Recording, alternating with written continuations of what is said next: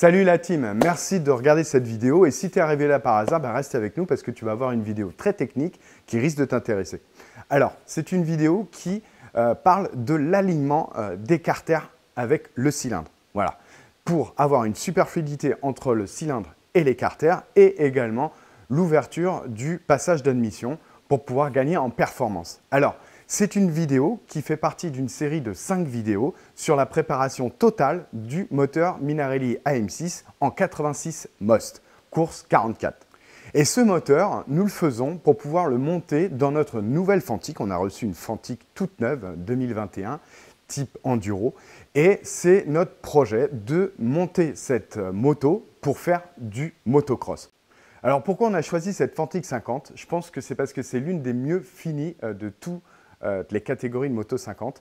Elle est particulièrement bien réalisée. On est sur un châssis acier tubulaire, pas tubulaire treillis, qui est léger et robuste. On a un vrai bras oscillant en aluminium qui est vraiment bien fini, avec grosse section. Un système d'amortisseur sur biellette aussi en aluminium, pareil, de la même acabit que le bras oscillant. On a des moyeux aussi taillés dans la masse. Les dés de fourche taillés dans la masse, avec les bâtons de fourche qui sont assez écartés. Pour la maniabilité, on a un réservoir d'essence qui court sous la selle pour équilibrer les masses. On a vraiment une moto qui nous semble être propice à pouvoir encaisser des sauts sur les circuits de cross et également pour pouvoir encaisser aussi de la grosse puissance. Et donc du coup, c'est ça. Notre projet, c'est une Fantic motocross en 86 Most full prépa.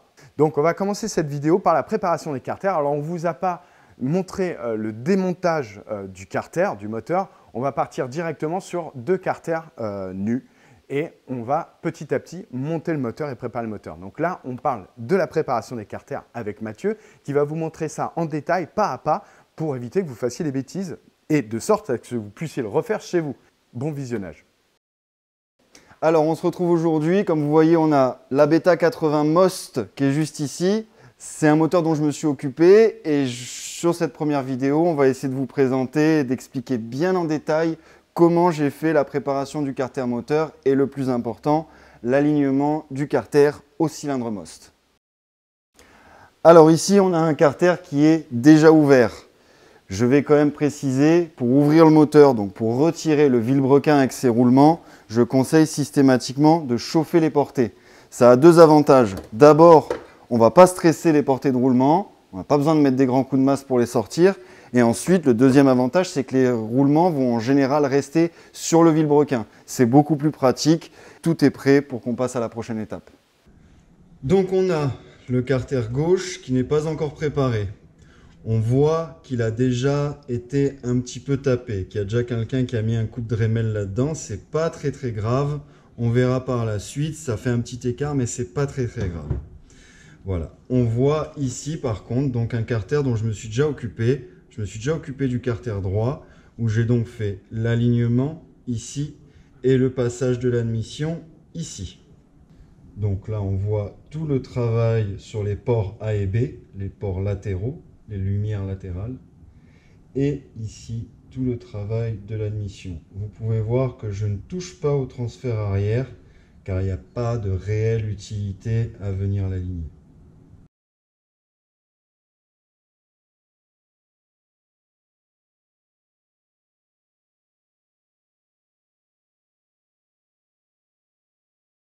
Donc, avant d'attaquer la préparation pure, on va quand même contrôler que tout se monte parfaitement.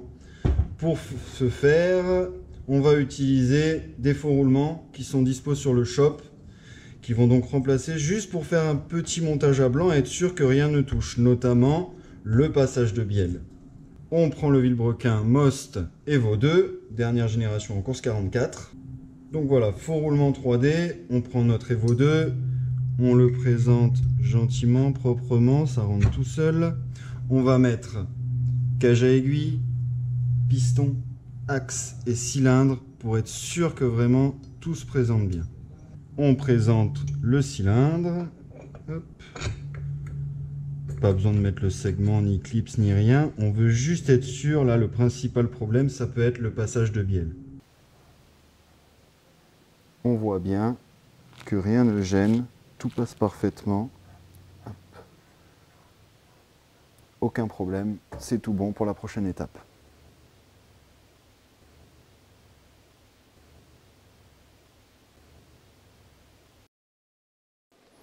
Alors une petite technique pour faire le tracé des transferts. Bon, déjà il faut quand même vérifier que le joint soit bien aligné au cylindre. Si on commence à aligner avec le joint mais que le cylindre ne l'est pas, c'est problématique. Donc ce que j'ai fait, je vais vous les sortir. Hop, c'est que j'ai coupé tout simplement des goujons. Donc on remet 2 vis, hop, pour garder les 2 carters bien plaqués. Hop. Alors, ce que je fais en général, donc là j'ai bien vérifié, le joint s'aligne parfaitement au cylindre. Donc ce que je fais, comme je disais, j'ai coupé des goujons. Et donc on va bien les centrer parce que souvent le joint a du jeu sur les goujons. Et si on prend en butée d'un côté ou de l'autre, on ne va pas tracer comme il faut. Hop. Donc ici, voilà, le joint ne bouge plus. Donc ce que je fais, vous pouvez voir, c'est que j'ai badigeonné quasiment de feutre tout le dessous du joint. Et avec une pointe à tracer, tout doucement, chlac, on vient faire le tracé de l'embase.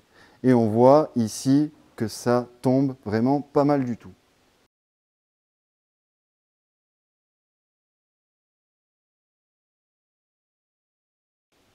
Dernière chose, avant qu'on attaque à faire des copeaux, vous voyez que le transfert arrière n'est pas aligné. Comme je vous ai déjà dit, ça, je n'y touche pas, il n'y a absolument aucun gain de performance à aller travailler de ce côté-là. On se retrouve dans le vif du sujet, sur la table d'opération, pour s'occuper de l'alignement. Avant d'attaquer tout ça, je vais vous montrer un peu ce que j'utilise. Alors, d'habitude, pour dégrossir, j'utilise de la très grosse fraise carbure comme ceci. Tout le monde ne peut pas être équipé de ce type de matériel. Alors, on va partir plus simplement sur une Dremel. Un Dremel, ça dépend des personnes. Hop. Donc la Dremel avec pareil une fraise carbure. Si vous voyez, la fraise carbure est arrondie de ce côté-là. Il y a des fraises carbure qui sont complètement plates. C'est moins pratique. Ça a tendance à faire des petits creux dans le carter. C'est pas très propre. Et on voit déjà que j'ai commencé à mettre un petit peu d'huile dessus, tout simplement pour éviter que la fraise se remplisse d'aluminium au moment où on va aller taper dans les carters. Voilà. Deuxième outil que j'utilise, on ne va pas en utiliser beaucoup, le but c'est quand même que ce soit disponible, que ce soit accessible pour vous. On va utiliser un petit rouleau à gros grains et le petit rouleau à petits grains. Tout ça, ça va être une fois qu'on a fait le gros du travail pour toute la finition. Donc voilà, on va attaquer. Je vous montre déjà, on va taper comme ça, en tournant assez vite et en faisant des petits mouvements. Ça ne sert à rien de venir taper très fort à un endroit, ça va être plus difficile après de rattraper si on fait un creux.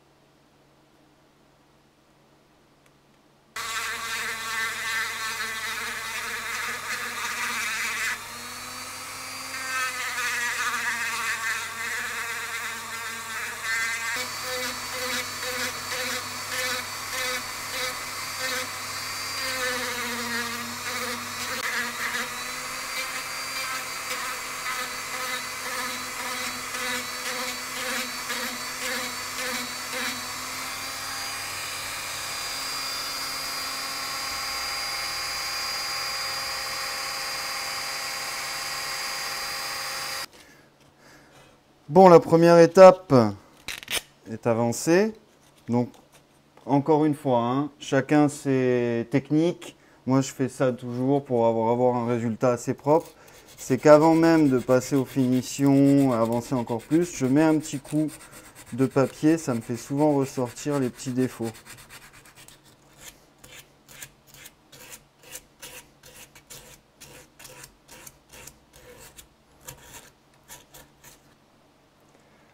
Alors, après cette étape terminée, on va passer donc à l'étape où je vais tricher un petit peu. C'est-à-dire qu'on doit faire sauter toute cette partie, comme ici. Vous le ferez à la Dremel, proprement. Moi, je vous avoue, je gagne un peu de temps, je vais le faire à la fraiseuse, cette partie. Et ensuite, on reviendra pour faire la finition qui est ici.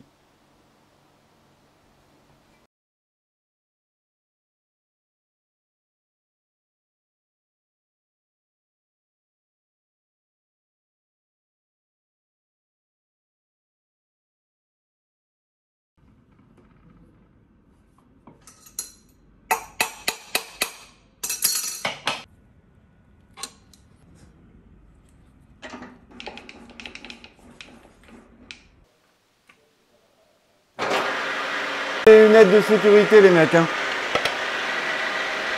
Dremel, fraiseuse, peu importe.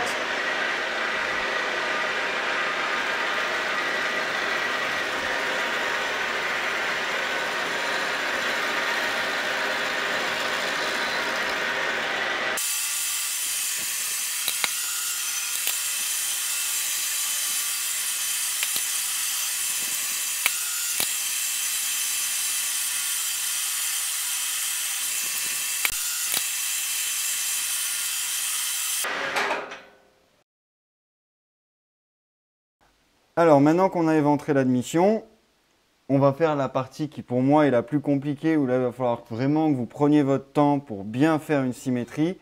C'est réussir donc ici à enlever sans enlever trop de matière comme d'habitude, à faire quelque chose d'assez doux, d'assez propre, d'assez identique au premier carter.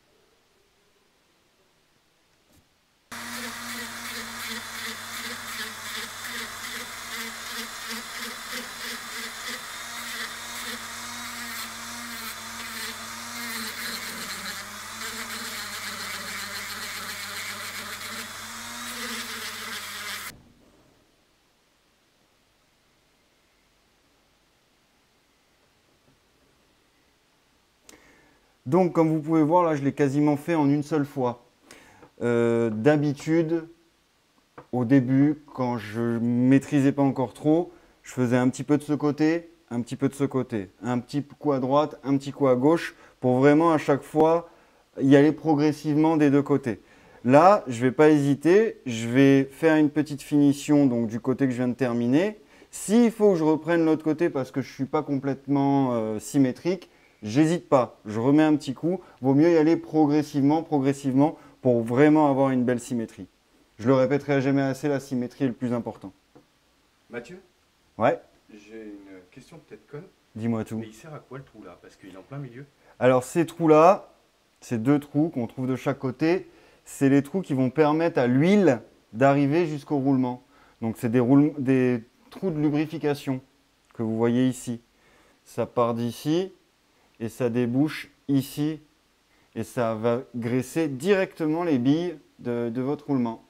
Donc là, maintenant qu'on a vraiment très très bien dégrossi, ce que je vais faire, c'est que je vais aller mettre un petit coup de micro-bille et vous allez voir maintenant le rendu terminé.